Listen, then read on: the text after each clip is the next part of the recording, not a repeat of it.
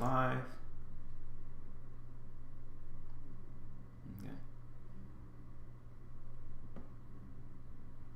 Okay, hey everyone, just gonna give a minute actually for folks to join the stream before we go live.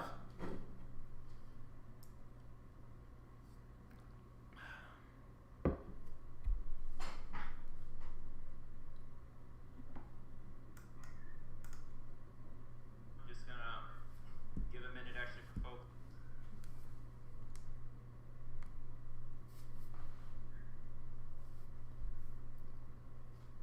Okay, we got a few people in there. All right, so I want to say welcome everyone again. My name is Michael. I'm one of the co-founders of TasteNFT. And I'm Nadina, also one of the co-founders. Okay, so yeah, welcome to our sort of second AMA. We've done a few audio ones in Telegram, but I thought doing these live ones, actually, video ones, is better for the community, for you guys to be more engaged with us and ask questions about the project.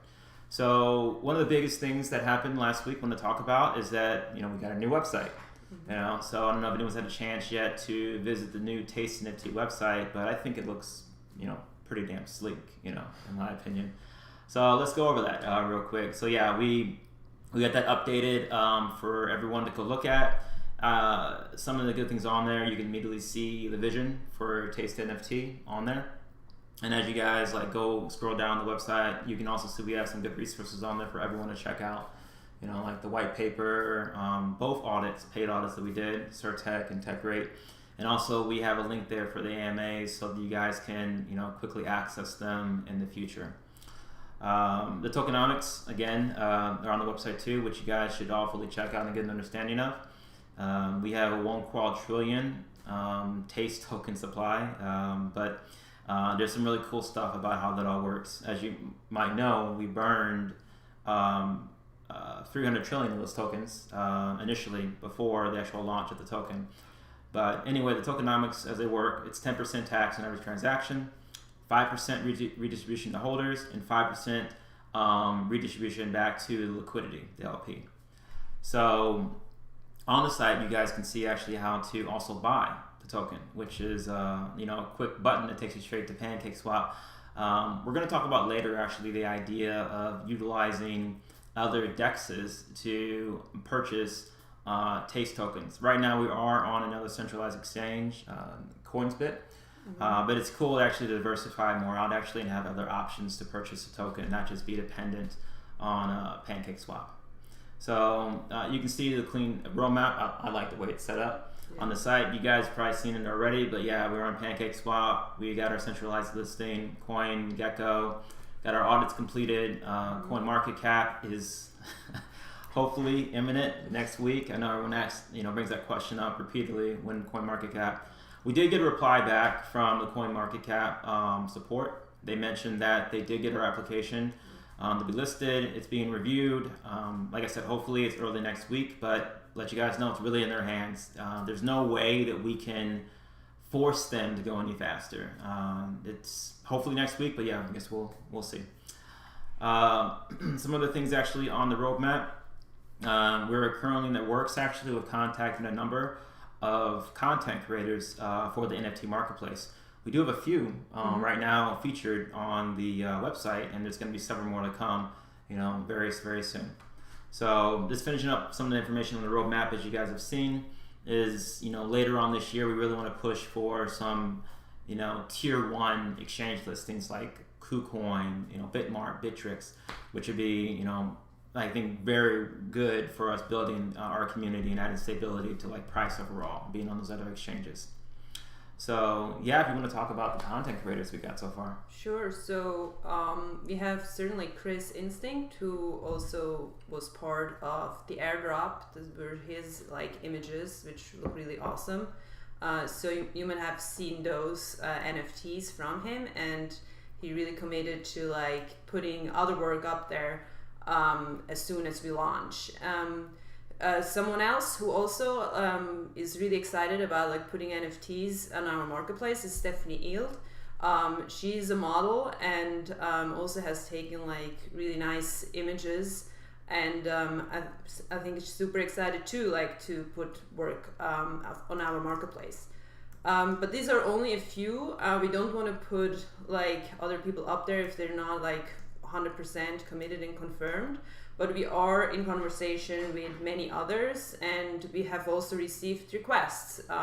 So people are interested in putting their work on our marketplace. So this marketplace won't be empty when it launches. Yeah, and a big thing for some of these artists that we're running into is that it's kind of explaining the process of actually creating an NFT and how that all works, because a lot of people are used to taking a photo and uploading it to a site and then selling a copy of that artwork. But explaining that you're actually, when you create an NFT, you own that piece of artwork, and there is no duplicate of that on the blockchain. So it's just explaining that, getting people to wrap their hands around it, and like, oh my god, this is amazing. There a lot of people are really excited about it. So yeah, a lot of that's in the works. So I would say probably the next week or so, you guys should see a decent amount of content creators, at least the initial ones that are going to be on in the marketplace, being displayed on the homepage. But just want to reiterate too that this marketplace is not going to be, I guess to say, isolated to only professional, like these high-grade artists. This is going to be open to like everyone that kind of like fits within the niche of TasteNFT. So if anyone out there wants to be part of the TasteNFT marketplace, prior to launch, please feel free to, on the website, go to it and you can see contact us. You'll get an email and we'll start a conversation. I'm maybe getting you guys featured as one of the first content creators that will be putting NFTs in the marketplace. Yeah. So leading on from that, wanted to bring up, we did receive a little bit of FUD. Yeah. Exactly. Unfortunately, a project that is not really in competition with us, which is really kind of astounding. We get like attacked by them so much. They sent messages to everyone, and they created like this TasteNFT scam group where they had like lots of text about concerns how the marketing wallet is handled. One thing was mentioned that like funds were transferred out of this marketing wallet, but that's nothing concerning. That's actually exactly how it should happen, because the marketing wallet was locked in the beginning, and it is supposed to release 10% each week, which we've like advertised everywhere. And that's how the process of unlocking happens. The money, the 10%, 5.2 trillion tokens, are transferred to the deployer wallet. The deployer wallet is the initial wallet that is used to actually launch the project. That one receives those marketing funds. And so these transactions are nothing like personal use or anything. That's just how the process works. Then also was mentioned so they called that wallet like intermediary wallet, but it's really just the deployer wallet that receives the marketing funds. And out of this deployer wallet, we did make some transactions. So these transactions are actually to pay our mods, people that worked for us, that have done amazing work and helped us out like over the last few weeks. And for appreciation, we just kind of sent them tokens, and you'll see there are like 50 billion transactions, 25. These all go to people in our community that have done a lot of work to help the project. And some of the mods, you can address this, ask them, and I'm sure they will happily tell you and that they received that money. Yeah, and just to add too, we're pretty open about everything. The mods are really getting like 25 billion tokens per week. Right. And I don't know, what is that? Like, I don't know, $15, $20? Yeah, to like, it's really not much. Yeah, and that's just literally a token of appreciation. For them spending countless hours, in the chat rooms and coming up with ideas. And a lot of these mods, again, shout out to Seiko, they're spending a lot of their own personal funds to create marketing material and manage, the main chat. So 25 billion tokens out to a moderator, actually, I think it's the very least that could be done actually is to show appreciation for the time that they're spending, to help out the project. Yeah. So that's what a lot of those transactions are for. And again, anyone in the community can just ask any of the mods directly. I'm sure they're fine saying that they got 10, 15 bucks worth of tokens for helping out for per week. Yeah, and then there was also mentioned in that TasteNFT scam group, there was a specific wallet mentioned that received 380 billion tokens. I can exactly tell you who that is. That wallet belongs to a person that was part of the project in the beginning, the first week.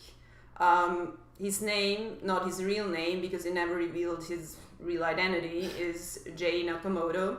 You might know that he is now involved in the project BSC, which is the project that created that group. We know that for a fact now too, unfortunately. And so these 380 billion tokens were also basically an appreciative transfer to Jay for his contribution in the first few days.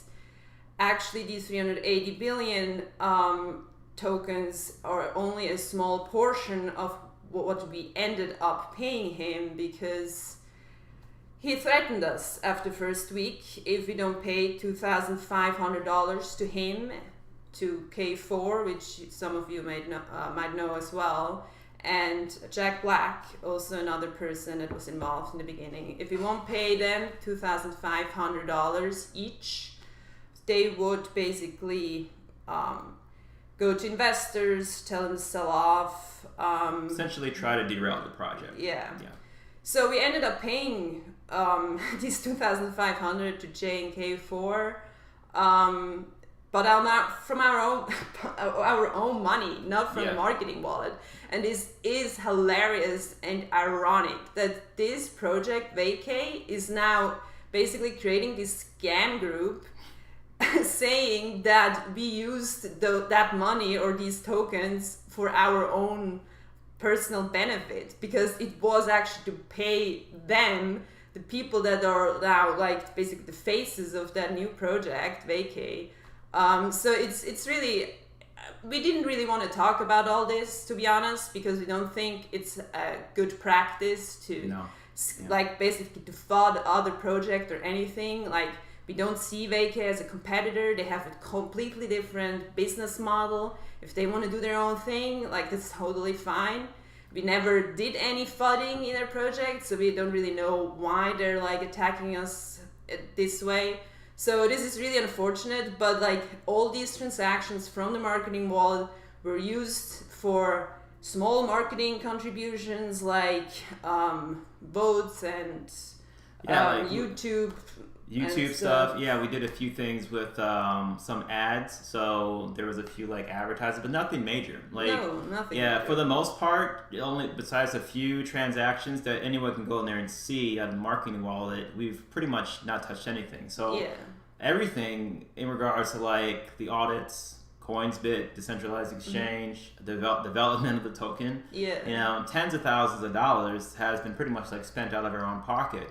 Because, as most people know, the way it worked is that the first week when we were trying to get everything running and going, the marketing wallet was locked. So it was like either we waited until we could utilize those funds, or we, decided to basically go forward and actually, get these things put into place.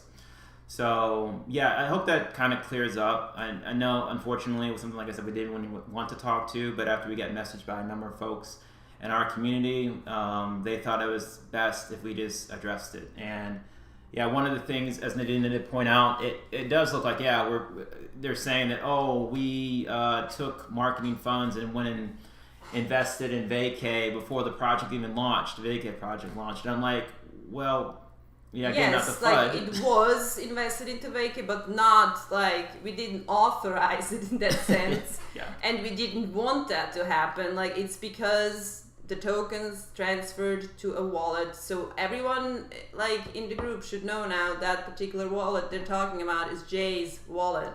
And yeah, they were like converted into vacay and they were invested into vacay. Yeah. That's unfortunate, but like, yeah, we are not invested into vacay and we probably never will, especially because of this flooding that is really like so unnecessary. Yeah, and just to add to, we don't condone or think it's even good in any way to FUD other projects. No. We're actually in conversations with a number of other projects with potential collaboration efforts, mm-hmm. and that's really cool because it's the crypto market actually is a vast area of a lot of possibilities, and I think it's better. We think it's better to work with other projects and not waste time with these mini FUD campaigns. Yeah, it must have taken so much time to write it up, to take all the pictures of the wallets and transactions and then send it to every single person in our community. We rather spend that time on actually working on the project. So yeah, we're not pursuing a similar way. We're not gonna hit back in a similar way. We're just gonna leave it there. We just wanted you to know everything what happened with those transactions is legit and has been done for the community, and none of these tokens ended up in one of our wallets. Yeah, definitely. So with that, we're gonna go to a few questions actually from the chat. Yeah, so we have one here. Do you have any competitors like only NFTs? So I would say there are a number of other projects that are out there. One big one that's out there right now on the BSC chain is going to be NFT art, but we exist in a niche market. So we're sensual artwork, so classy artwork. Some people think that we're a competition to I don't know if you can say the word cummies. Yeah, I'm pretty sure that's okay in the video. But yeah, we're people say no, we're not like these projects actually. We are in the NFT space, but we exist in a niche actually where I would say that we're somewhat similar to NFT art, but actually more of a niche version of them. So hope that answers that question with that. But I know that might be confusing to some folks. So if you guys are curious about what type of artwork that is, go to our website, look at some of the content creators' examples, and that will kind of help explain what sensual artwork looks like. Yeah, but we also maybe the opposite of competitor. We're looking into collaborating with other projects. Yeah, definitely. That may have a similar mission, and maybe we can help out each other. They have other ideas how they want to use their token, so maybe we will accept other tokens on our marketplace as well. Obviously, would make it so that Taste still has some benefit for the buyers and sellers in some sense. But that we can basically expand the community that way, because the more we can collaborate with other projects, the more we expand our community too, and might get more content creators. We might share content creators between these projects, and that can be very beneficial. Yeah, definitely. So I have another question here. Will you create hype / market prior to marketplace launch? We're not going to create a ton of hype, but yeah, we do have plans for marketing. I had mentioned this before in an audio chat, and not an AMA, but an audio chat in a Telegram group, that we have a few things that we're waiting to kind of fall into place, especially in this current market climate, with everything kind of being down right now, is that we would like to have our CMC listing up and confirmed, and then we have several YouTubers lined up. Marketing plans actually with Twitter and Facebook, and so when that all goes up, it's ideal to basically pay the YouTubers, which will cost unfortunately several $1,000s to market TasteNFT then. So one of the big things actually was we wanted the website to be done, so we didn't want to spend a lot of resources marketing on the old website or marketing before CMC comes out. So we hope that CMC will be out actually next week, and I think a lot of marketing will pick up shortly thereafter. And I think that's going to get a lot of attention to the project before the marketplace launches. So I hope that answers your question. So we got another question here. Let's see here. Will you be doing staking in the future?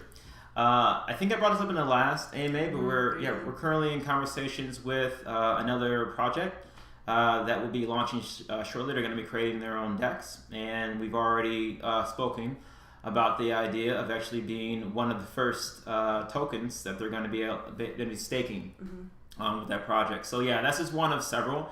And just to reiterate again, I've mentioned this a few times in the chat, anyone in the community can go right now and they can supply LP, like basically their Taste tokens, to Taste BUSD or Taste BND to an LP pool. And if you do that, you're going to get rewarded for those transactions. So the ability to stake technically already exists. So right now with PancakeSwap, you can go there right now and you could supply LP, and you'll get rewarded for doing so. And I think that's good overall, because that gets us, expanded on a lot of different other exchanges too, to be able to trade off of. And speaking of that, about other DEXs and exchanges, we wanted to bring up actually the idea of trying to expand out to 1inch or Baker Swap. So with our LP, which is actually very healthy right now, in the future we're going to have the option actually to try to migrate some of that LP to 1inch or Baker Swap, which is very good in the event of 1inch going down for whatever reason. We all kind of heard what happened to Pancake Bunny, and not saying that's going to happen. Definitely not. Don't want that to happen with PancakeSwap. But I think it's good actually to spread out to other DEXs in the possible event that there is some type of, I think that was a flash loan attack that happened with Pancake Bunny. So we plan on doing a poll in the community, if not later today, this week, to see what their thoughts on creating a separate LP pool on one of these DEXs. All right, so now let's see if there's any other questions here. Okay, we have one. Any idea when updated balances will show on Trust Wallet? So the reason that Trust Wallet isn't showing the updated balances is because we're not on CMC yet. Once we get on CMC, the balances should automatically show up after that. So I'm thinking if CMC lists us next week, then that should be next week once the balances should be showing up in Trust Wallet. Okay. So I think that's most of the questions. Oh, we have one right here. Where can I sign up to be a mod? Okay, so I think it's from Val. Go to our Telegram and just ping me or Nadina or Seiko and just make your request there. We do have somewhat of a little bit of interview process. We don't just make anyone mods in the community because we don't want folks just randomly banning or having rights to do anything in there. Yeah. But yeah, go in there and just make a request and we'll chat in the Telegram group privately to see about getting you on part of the team. Yeah, and also on that note, so we also opened Discord to the community. So you can join Discord. We're looking into we haven't configured it yet, but we will configure it so it's basically the updates happen simultaneously on both platforms. But yeah, it's open for you to join and chat in there if you want. Yeah. So anyway, I think that's pretty much it. I hope you guys have enjoyed the AMA. Again, Michael, one of the co-founders of TasteNFT. Yeah, Nadina, the other co-founder. Okay. Well, you guys stay tuned to future updates, and we are planning to do another AMA next weekend. We will announce the time once it's confirmed. But yeah, thanks again for tuning in. Hope everyone takes care. Talk to you guys later. Bye. Take care.